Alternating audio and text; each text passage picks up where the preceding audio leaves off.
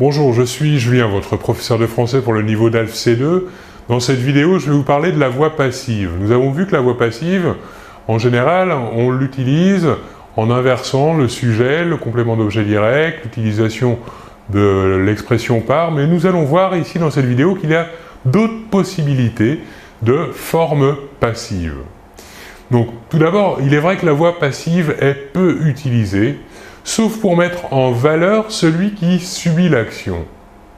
Donc, la voix passive classique, comme vous la connaissez, je vais vous donner un exemple, une phrase à la forme active, « Les hommes occupent 80% des sièges du conseil d'administration ». Donc ici, à la forme active, la phrase est constituée ainsi, le sujet, les hommes, occupe le verbe et le complément d'objet direct, 80% des sièges du conseil d'administration. Donc ici, pour transformer la phrase active à la phrase passive, nous allons inverser le complément d'objet direct et le sujet, et cela va donner 80% des sièges du conseil d'administration sont occupés par des hommes. Donc ici, le complément d'objet direct est devenu sujet et le sujet est devenu complément d'agent, introduit par le mot « par ». Ici, on voit bien qu'on met en relief le fait que 80% des sièges du conseil d'administration sont occupés par des hommes, c'est-à-dire qu'on met en relief qu'il y a une majorité d'hommes dans un conseil d'administration. Voyons maintenant la forme passive, une forme passive possible avec le sujet « on ». Par contre, à cette voix passive, la phrase n'aura pas de complément d'agent. Voyons un exemple. On a interdit la consommation de tabac. Ici, nous voyons bien que le « on » est ici impersonnel, donc il représente la voix passive, et il n'y a pas de complément d'agent. En effet, normalement, après le verbe « interdire », on devrait utiliser la préposition « de ». Ici, il n'y a pas de préposition avant le complément « la consommation de tabac ». Donc, il n'y a pas de complément d'agent.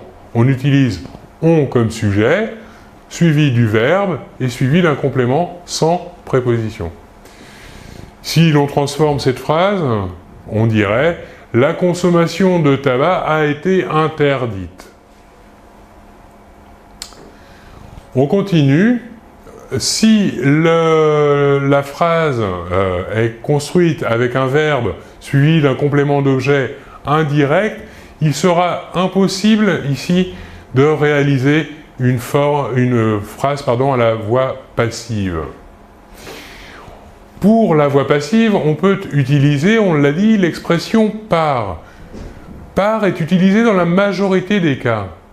Mais nous allons voir des exceptions où le verbe sera suivi de la préposition non « par », mais de la préposition « de ». Dans quel cas? Lorsque, par exemple, l'agent est inanimé.